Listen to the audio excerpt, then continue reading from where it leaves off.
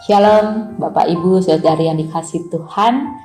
Jumpa lagi dengan saya Liana dari GKI Arca Malik Bandung di kesempatan yang indah hari ini di dalam acara Sapaan Gembala. Biarlah kita diajak bersama-sama untuk merenungkan satu firman Tuhan, di mana renungan firman Tuhan pada hari ini mau mengingatkan lagi kepada kita tentang dampak dari iman percaya kita sebagai seorang Kristen. Bacaan hari ini kita akan renungkan dari Injil Markus pasal yang ke-9. Injil Markus pasal yang ke-9 ayat 49 sampai 50. Karena setiap orang akan digarami dengan api. Garam memang baik, tetapi jika garam menjadi hambar, dengan apakah kamu mengasinkannya? Hendaklah kamu selalu mempunyai garam dalam dirimu dan selalu hidup berdamai yang seorang dengan yang lainnya. Kisah hari ini yang menjadi bacaan kita hari ini mungkin bukan satu yang asing, apalagi saat kita membaca dari ayat ke-42 sampai 48 setelah Tuhan Yesus menyampaikan pengajaran dengan memakai contoh anak-anak kecil. Anak-anak kecil di sini bisa diartikan secara harafiah memang orang-orang atau usia anak-anak kecil di mana mereka masih kecil, atau juga bisa diartikan sebagai orang yang mengacu kepada orang-orang yang memiliki iman sedang bertumbuh, proses iman yang masih baru. Tuhan Yesus menyampaikan pesan ini agar para murid selalu diingatkan agar kehidupan mereka tidak menjadi batu sandungan bagi orang lain. Walaupun para murid sudah merasakan kedekatan hidup bersama dengan Tuhan Yesus, atau mungkin mereka merasakan pencapaian-pencapaian hidup rohani sebagai seorang Kristen, tapi kiranya semuanya itu tidak menjadi batu sandungan dan tidak membuat orang lain merasakan tidak percaya diri saat menghidupi panggilannya sebagai seorang Kristen. Dan kemudian di bacaan kita hari ini, Yesus beralih pada soal menyesatkan diri, meletakkan batu yang ternyata dapat menjadi batu sandungan bukan hanya untuk orang lain tetapi untuk dirinya sendiri, seperti sifat egois kita, sifat kecenderungan untuk menerapkan harga diri, atau seringkali kita membungkus dengan kemasan rohani, menegur karena memang itu yang benar. Padahal orang yang ditegur mengalami kekecewaan, mereka mengalami sakit hati, terluka karena kita. Tapi kita merasa tidak masalah, karena itu yang benar, karena itu yang baik. Atau mungkin kita mengedepankan, menegakkan kebenaran di tengah-tengah persekutuan jemaat, tapi tanpa kita sadari, justru kita sudah menghilangkan seseorang dari kehidupan persekutuan di jemaat kita. Mungkin kita merasakan itu menjadi batu sandungan buat orang lain, tetapi apakah sadar itu juga menjadi batu sandungan buat diri kita di saat kita dipertanyakan, dipertanggungjawabkan dengan iman kita sebagai seorang pengikut Kristus. Hari ini kita mau diajak melihat kembali melalui frasa setiap orang akan digarami dengan api. Ada dua yang mengacu menunjukkan arti dari kata digarami dengan api. Yang pertama bernada positif, itu berbentuk pemurnian, seperti korban sembahan yang akan dipersembahkan itu harus diberi garam agar bisa menjadi daging yang layak untuk dipersembahkan sebagai korban persembahan. Atau juga itu bisa dalam nada negatif, pemurnian digarami dengan api. Selain pemurnian, itu menjadi sebuah penghakiman, sebuah hukuman karena seseorang sudah meninggalkan jalan Tuhan, sudah melakukan dosa dan tidak mau mendengarkan lagi apa yang menjadi kebenaran untuk dilakukan oleh dirinya. Jika kita perhatikan di ayat 50, maka Yesus menghendaki para murid digarami sebagai pemurnian, bukan sebagai penghakiman. Karena memang betul, sejak Allah menciptakan manusia, bukan untuk dibiarkan binasa, tapi sebagai satu ciptaan yang bertujuan baik, yang bisa menghadirkan karya keselamatan di tengah-tengah dunia ini. Jadi di mana terus kita mau diminta untuk bisa menyediakan garam, agar hidup kita terus dilayakkan untuk bisa membawa kemuliaan bagi nama Tuhan.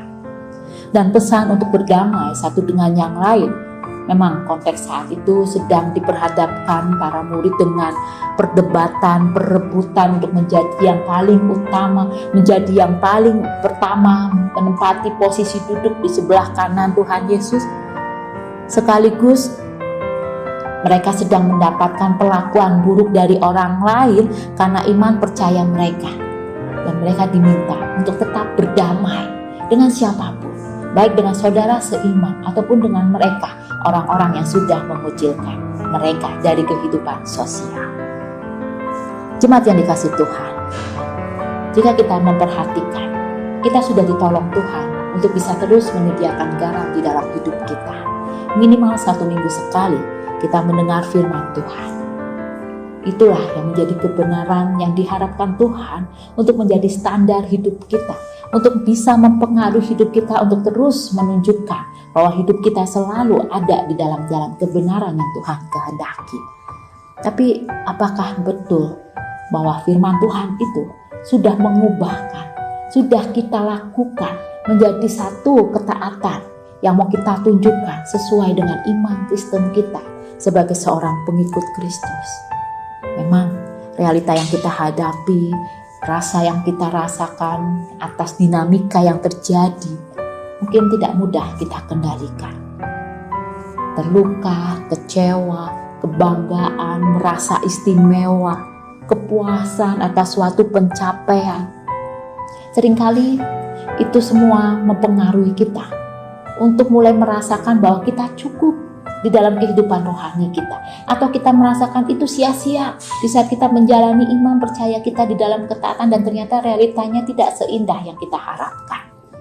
Sebenarnya persediaan garam kita bisa lebih dari cukup, karena Tuhan setiap hari turut campur, tidak pernah lelah untuk membagikan, terus untuk mengaliri, dan kita bisa mengumpulkannya untuk menjadi persediaan di dalam hidup kita.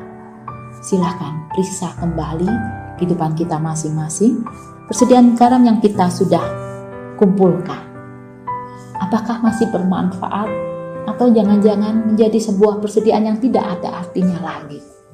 Atau kehidupan kita justru sedang tipis dan kita lebih mengandalkan kebenaran-kebenaran menurut standar diri kita sendiri? Mari kita masing-masing periksa kembali. Jika ada yang perlu diperbarui, perbaikilah.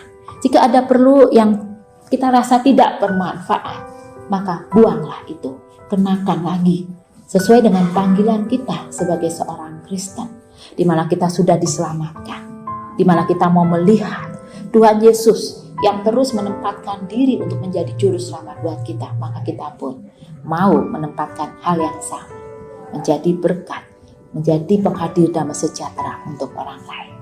Mari saja kita semua berdoa untuk meminta Kristus untuk menolong menyediakan kebutuhan garam di dalam hidup kita. Mari kita berdoa. Tuhan Yesus, kami perlu terus untuk ditolong Tuhan di dalam kebutuhan pengadaan garam di dalam diri kami, melalui firman Tuhan, melalui penyegaran-penyegaran yang akan Tuhan selalu berikan. Karena itulah yang kami butuhkan di saat kami menghadapi tantangan, menghadapi realita kehidupan yang kami tahu tidak semuanya sesuai, tidak semuanya enak untuk kami rasakan.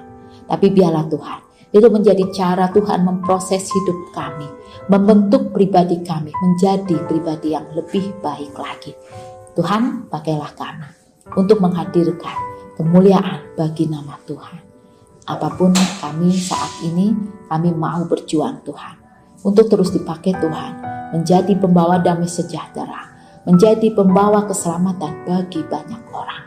Pakailah kami Tuhan Yesus, tolonglah kami untuk terus berjuang, menjadi anak-anak Tuhan yang setia. Di dalam nama Tuhan Yesus kami berdoa. Amin. Kiranya Tuhan Yesus tidak pernah lelah, dan kita pun selalu semangat untuk berjuang, memproses, menerima segala sesuatu yang Tuhan izinkan terjadi dengan satu keyakinan bahwa itu bagian cara Tuhan untuk terus menyediakan garam buat hidup kita. Selamat para pejuang Kristus, Tuhan Yesus memberkati kita semua.